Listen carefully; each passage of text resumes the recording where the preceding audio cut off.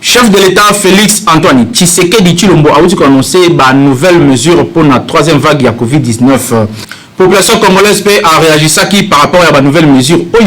pour la pandémie de Covid-19. Et c'est le ministre a pété un tic Augustin Kibasa Maliba Azali Bongo à Paris pour représenter République démocratique du Congo dans l'événement Monene Obabengi Viva Technologie. Et c'est le Susuke. Artiste monene comédienne na kombo ya Mama Chako auti kokufa mokolo ya lelo na ba 2h du matin bokolanda ba sujet oyo nyonso to ko développer na édition ya mokolo ya lelo oyo nazali na plaisir ya ko présenter bino avec impact na idéologie boyebi wapi première chaîne d'information KNB News ezali wana kaka pona ko informer bino d'une manière très professionnelle pe na souhaiter bino bolandi malamu.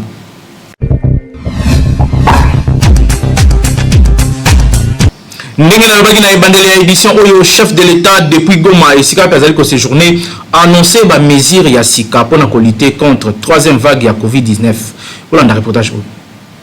Chef de l'État Félix Antoine Tshisekedi a annoncé le mardi 15 juin 2021 quelques nouvelles mesures pour lutter contre troisième vague ya Covid-19 oyo tozali ko vivre na mboka na biso depuis début ya mois de juin. Nouveauté na kati ya ba mesure oyo nyonso ezali kaka fermeture ya ba boîte de nuit ba discothèque pour la durée il y a 15 jours. Alors que troisième vague oyo ezali ko s'annoncer redoutable. P Nabongo a vu quelques mesures immédiates après concertation na task force ya présidence P secrétariat technique ya lutte contre pandémie ya Covid-19. Nabongo a annoncé le sous maintien ya renforcement ya couvre-feu de 22h à 4h du matin. P ba patrouille militaire et policière et kozala organisée pour na faire respecter ba mesure oyo. Kasi reste ya ba mesure oyo ezali annoncé ezali oyo. Maintien ya renforcement ya couvre-feu de 22h à 4h du matin.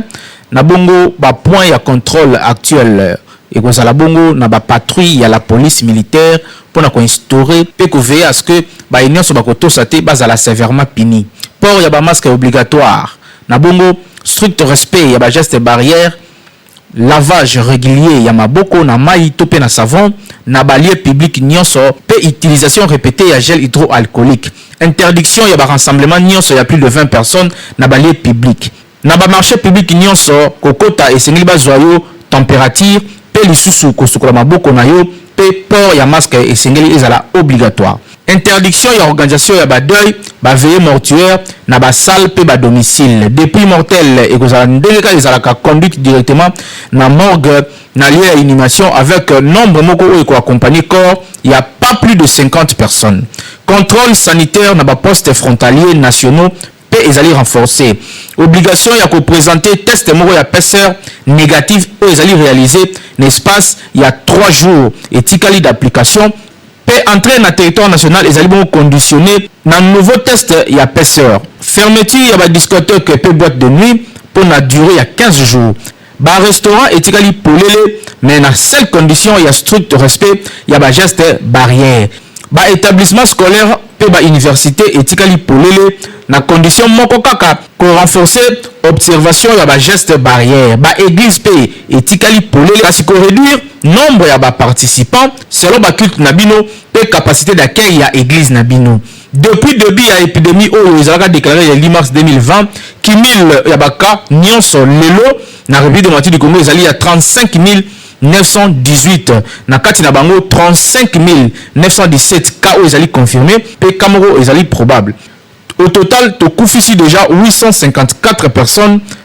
27 859 personnes basi babiki la maladie oyo. Population congolaise va réagir par rapport à la nouvelle mesure oyo mokonzi mboka Félix Antoine Tshisekedi Tshilombo auti kozwa. Bazali bongo awa na micro ya Peggy Ilunga na Hervé Zaka. Chef de l'État asunga biso la maison kanga baba na l'église mais atika ba activité mususu to travailler misale sala parce que mboka na difficulté trop. So kanga kofe nyoso et ça bena bien te pour na biso peuple. Ça m'a bien été ma casse. En tout cas, quand on est baba l'église, mais l'activité mutusu atika na pour na kosunga bebiso, ba libo tapé vraiment faciliter au vivre. bon 15 jours on veut gravité 15 jours eza muke to pas santé kaka biso ba consommateur à masanga to pas santé dans 15 jours to mela kaka actuellement c'est très bien na pour la c'est peu eza tina souka zara bongo aza mesure pour biso to remis nini 20h bah tout faut balana na palais et c'est normal pour to banga nini malade des aibe na mboka tu vois ça c'est normal ça est normal nga pour nga na c'est mais c'est chef de l'état ça appelle ça ya bien décision na eza bien pourquoi ndeti ba bar pour na ngai na mona ngo déranger biso à tout moment besoin na makele la ba bar donc ce bakangi kutu ba bar wana pour na ngai ça peut likanisa bien makasi lisusu même église Tibutu au monde ba beta musique makasi donc ils ont dérangé peu bateau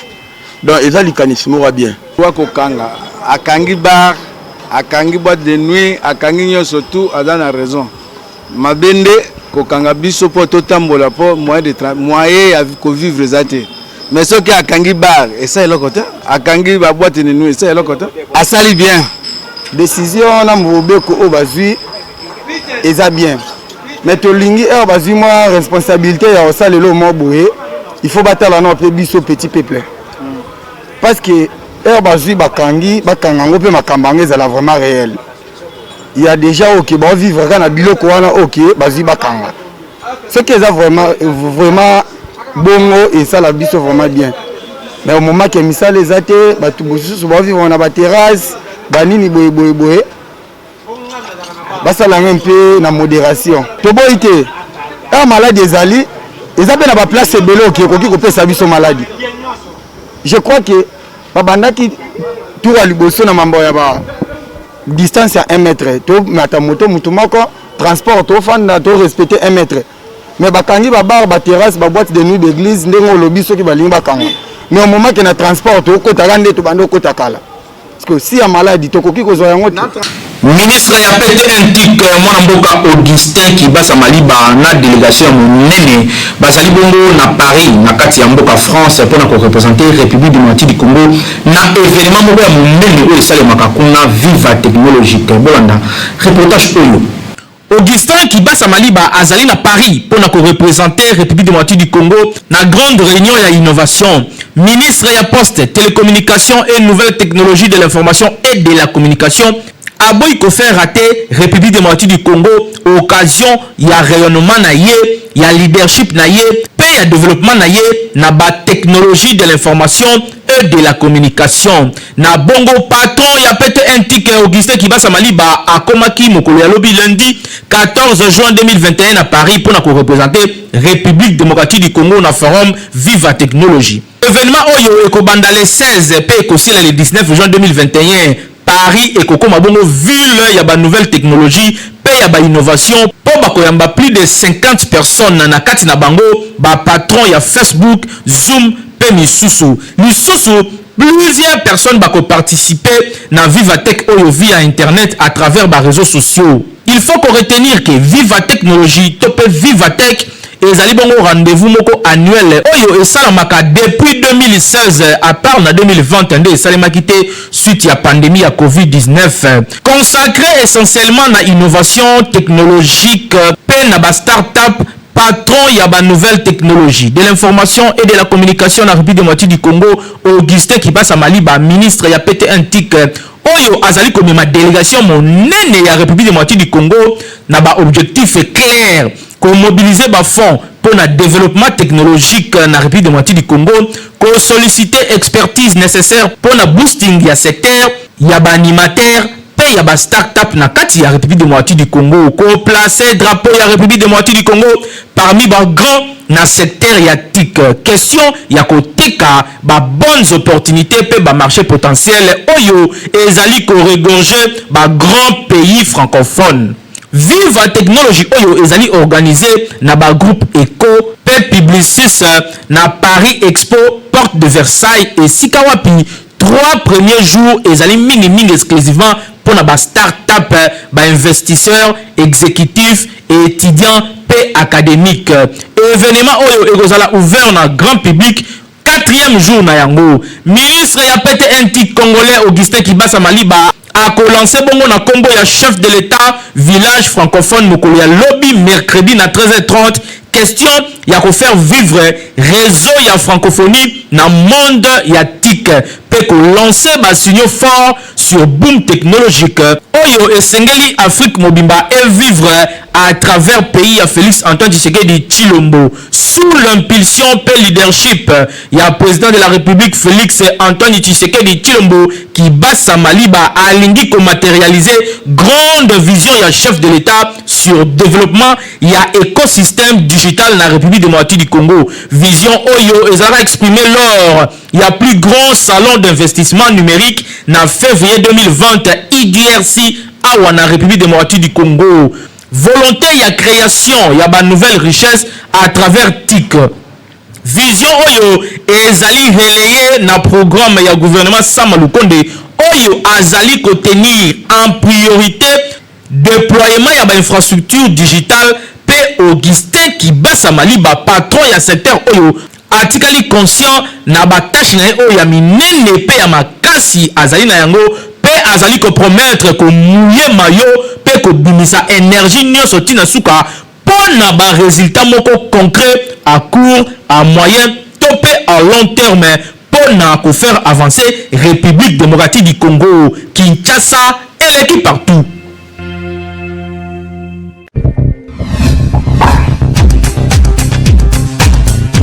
Journée mondiale de lutte contre la maltraitance des personnes âgées et Zalaka Mokole Lelo. Non, nous pila, après ce soit détail.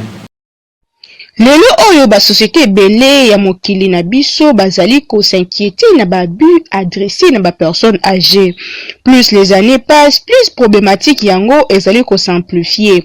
Yango mokolo ya lelo ezali bongo dédié loko la journée mondiale de lutte contre la maltraitance des personnes âgées. Journée oyo le 15 juin ezali na objectif ya ko sensibiliser opinion publique sur phénomène inacceptable oyo balobelaka mingi te. Fléau oyo esengeli ezala condamné na dernière énergie ezali pe bengami maltraitance de personnes âgées. Toyeba que ba personne ya 3e âge bakomaka très fragile mingi penza na kati na bango ba femme en moyenne ya plus de 70 ans bakomaka vulnérable pe incapable ya ko se défendre et même ya ko réagir bakomaka bongo dépendante. Na o etali maltraitance ekoki kozala physique, psychologique et même financière. Na cadre ya journée à lelo mokili ezo célébrer journée mondiale ya lutte contre maltraitance des personnes âgées. Na ba société na biso surtout en Afrique mingi soki moto akomi mokolo akomaka considérer lokola ndoki. Kobosa na teko yo moto zali kokanga personne ya 3e âge ndoki yo pe okokomaka mokolo ndenge nini bakotraite yo kanisaka yango yeba ko personne âgée komona suki ya pembe. Selon ba valeur africaine ezali une bénédiction kasi lelo oyo suite ya makambo ya koyokaka ya spiritualité et comment soki moto akomi na 3e âge koko na bino moko akomi ndoki ezali kitoko ata mokiete mingi babimisake na ndaku akomi kozanga eloko akolia alors que moto soki akomi na 3e âge azongaka lokola mwana mokie esenyeli kozwa soin na ye malamu mpo ka vivre vieillesse na ye nesengo kino nzambe akobenga ye pe akozonga na mabele. Journée ya lelo e interpellé moto nyonso totika ko maltraitaka ba personne âgée esengeli na société na biso epesa bango valeur po baza ba bibliothèque vivant. Toko senga na ministère ya affaires sociales ezwaka soin ya ba personne âgée ya ba homme de vieillard pe bato nyonso bazali na ba problème ezali malamu te komonaka bakoko kosengaka bambongo na banzela alors que bazali na ba famille alors que gouvernement ekoki kosala eloko moko. Journée ya lelo e interpeller mutu nyonso na yo oyo nyokolaka koko yebake un jour yo boko komaka koko oyo zolona okobuka yango salangele yebela. Kinshasa et l'équipe partout.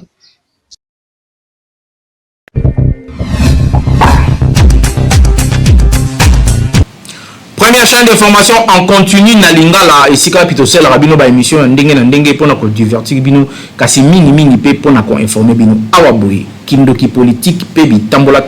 oyo ezali déjà na chaîne na biso YouTube KNB News kasi bobo sanate ko s'abonner po bilengi ngeli oyo leka awa bokate yango te.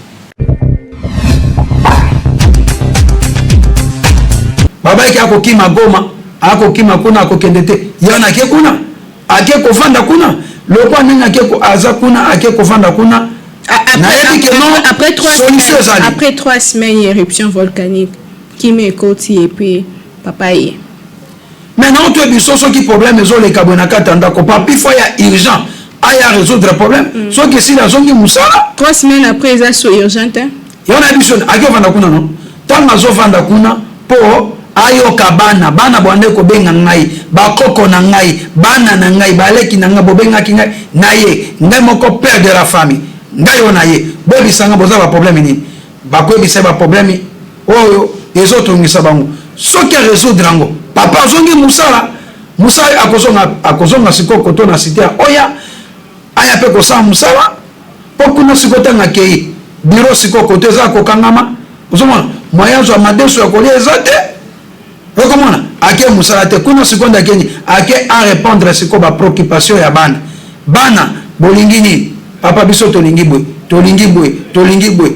c'est ça ake kovana bango balela kiye yana ke kovana bango alakisi bango yango zomona na ebisio président de la république a respecté ba promesse na ye au moins tanga prometaki ba to Goma ba na oyo vanda na bino yona ke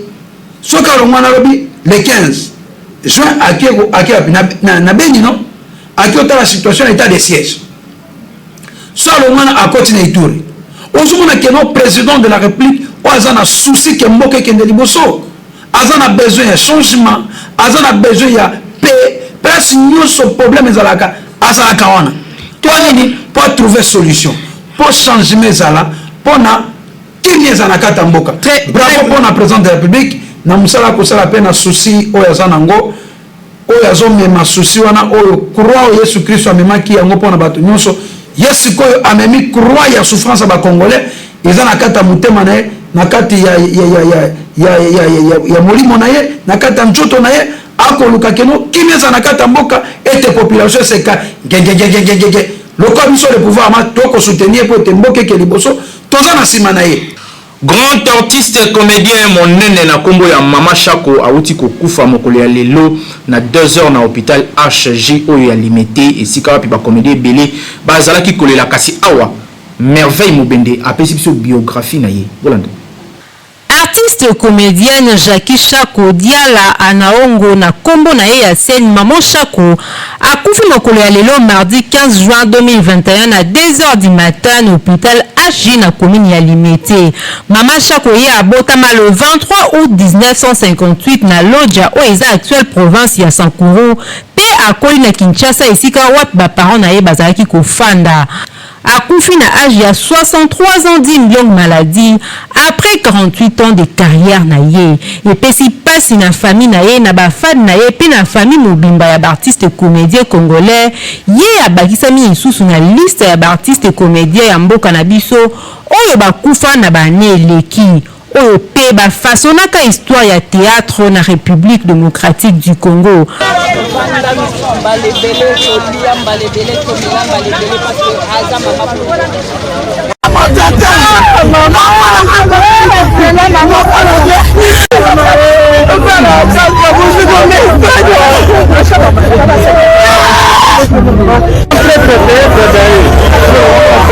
Maman Shako aza artiste oyo asala plus peu beau temps à travers ma prestation na ye na ba différentes troupes théâtrales na Kinshasa. Adieu l'artiste, adieu Maman Shako. Témoignage sur artiste Mama Shako. Magazine KNB to kitaki micro na terrain pour na na ba fan ya théâtre souvenir nini ya malamu bazali ko garder ya mama oyo bazali awa na micro ya Peggy Ilunga pe Hervé Zaka. Azali sepeli sangai. Yana bisa kala kasavubu eza mawa mingi ndenga kisepso passe. Eza passe. Eza passe. Le sambo kaka. Merci. To lendisa bango kimeza kati na bango ndiko ki prière exacte. Toka basambe anzamba osunga bango kaka. Ngana yebaki na lemba. Bon, to ya déjà na ndako nemo azaka na lemba kota terminus wana. Azaka ya moko malamu to yebaki ye komone ya Jackie. Mama Shako. bon esalinga pasi mingi po nakanisi ebele vraiment aza yamo nalingaki mingi ate ya rende musai mutu mususu en tout cas ça retourner kitoko makasi kitoko makasi en tout cas bazala makasi vraiment nayebi ekoleli biso nyonso en tout cas bazala makasi vraiment bazala makasi conseil kitoko na kati ya théâtre na ye otango oyo azalaki mwasi ya oyo papa oyo sans souci na kati ya bilanga ya masangu apesaka baconseil ya kitoko parce que azalaki mwasi oyo asengelaki na musala wana yango nga na pesika témoignage na ndambo wana ekoki azakosekisanga mabe ntango azalaki na sans souci azakosala bateatre mwa kitoko kojua role ya motema mabe ya konyokola bana mbanda atuka mama azakosola kitoko azalaki mpenza bien ayebe kojue barole na ye na banini azakosala na regrete nayebi te soki liwa nini yango maladi yango nini yango mpe aoyo ezwi po en tout cas akufi brisket abelaki toyebi te mais molimo ne pema bana ne bazala na courage motu bongo tika seko na saa moyo aza te bon bazala fort bazala makasi mais bajouer balanda nde mama aza kosala banini na ye azalaki na likambo na mutu te mbwakela te banini te azalaki mama moko exemplaire balanda lokolo na ye. Grande convention de femmes et de jeunes filles et Bongo organisée dans le centre d'évangélisation charismatique et dans le 23 Kimo le 25 yo muto olingi makambo ya Nzambe yo olingi Nzambe asala yo ya minene landa élément oyo pe ko bosana te rendez-vous à ne pas manquer. Maman pe jeune fille yoka sango oyo olingi okola na liloba okoma mwasi blindé pe intouchable na monde diabolique yokanga bien. Département des femmes et des filles concurrentes, il y a centre d'évangélisation charismatique SEC Namokuse na assemblée centrale de Kinshasa oyo ezali kokumbama na mosali ya Nzambe ya tongo pasteur Léon Richard Ilunga oyo ba organisé pona bino suka na convention ya ba mama pe ba jeune fille oyo ekobanda mercredi le 23 pe ekosi la kino vendredi le 25 juin à partir ya 15h30 ti 18h30 awa na avenue Irebu A25A na quartier Matongo 3 na commune ya Kalamu référence marché Kowet non loin na rond-point Victoire oyo bino stuboyebi otunanga nini convention oyo ezali na thème ya la femme et le miroir basali ya Nzambe ya makasi oyo bakoteya awa ezali bongo mama Céline Mwata oyo azali kokumbela département des femmes concurrentes lisusu mama Rose Pasco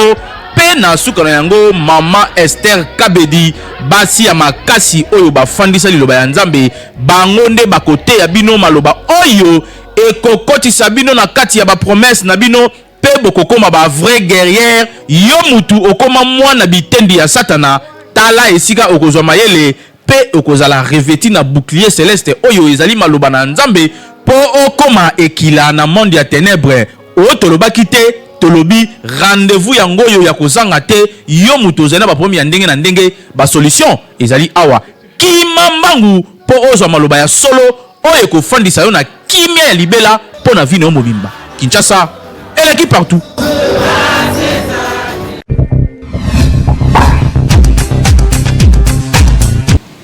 Ba femme pe ba homme marié mingi bazala na bitidi ya kolongola ba anona bango ya mariage ezalaka synonyme ya infidélité to misu se dérangera misapi na bango. Bolanda reportage Merveille Mobende Hervé Zaka na Pegilunga.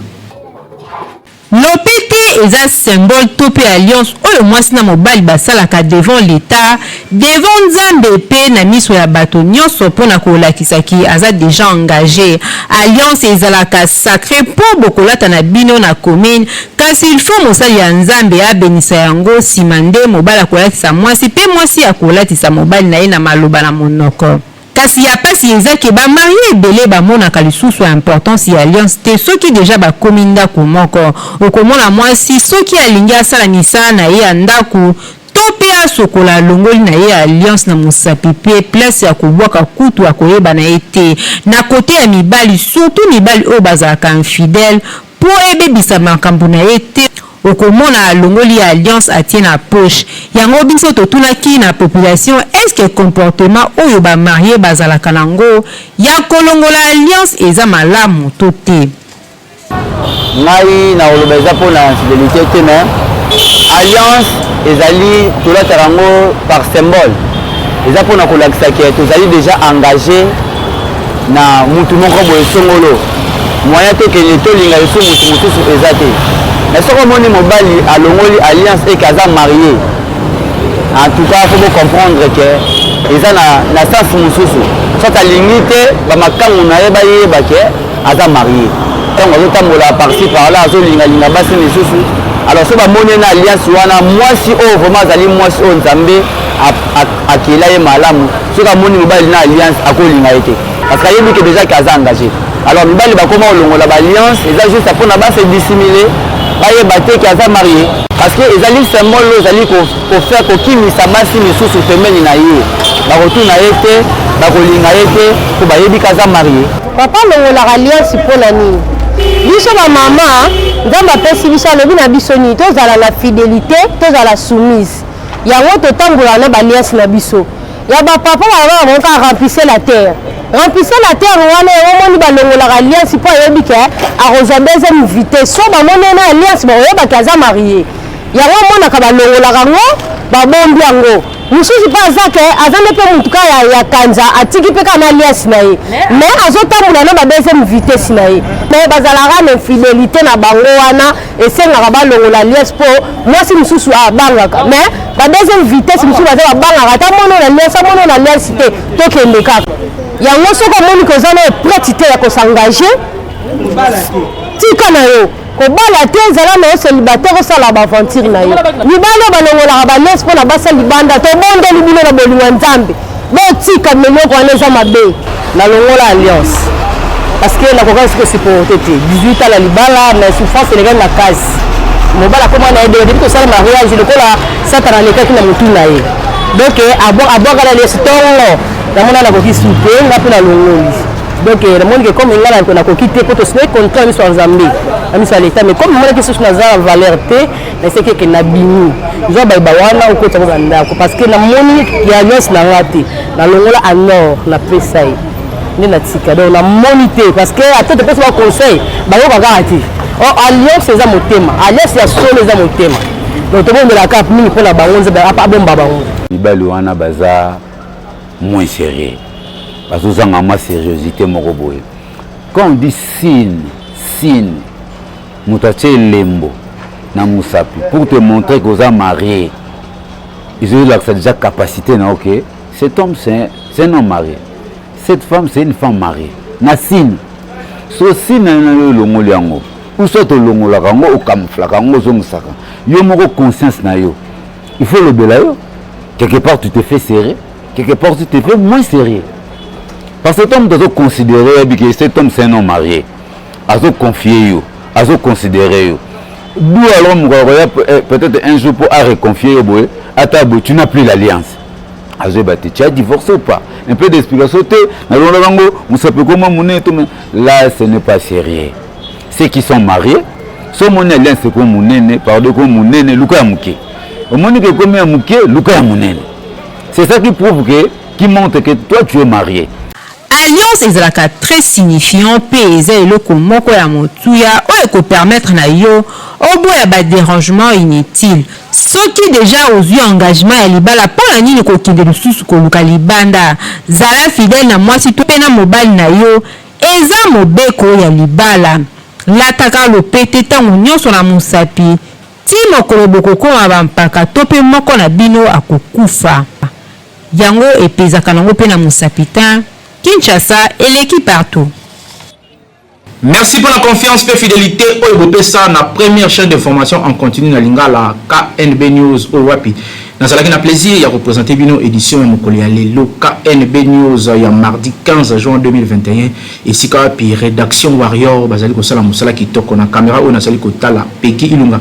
pe awaboye Hervé Zaka double pour moi merci pour la musala kitoko vous allez continuer pour ça la pe boyebi exercice oyo mutasala kayango papa Timothée Kayembe oyo azali ko sala musala kitoko chef d'édition ya lelo ezalaki bongo merveille mobende pe Naomi Pila achaki poa mais bobo sanati coordination et simbamina grand lion la communication Jimmy Mukendi oyo wapi azali ko landa biso depuis Paris pour na séjour moko ya musala ya tango moke to ebete kalamingi te akozonga biso pe musala awa ezali ko continuer kitoko na elengi rendez-vous na mikolo ezali ko ya en attendant Kinshasa et partout oui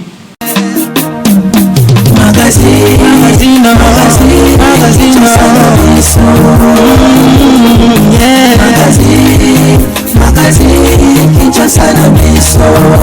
réalité ya ba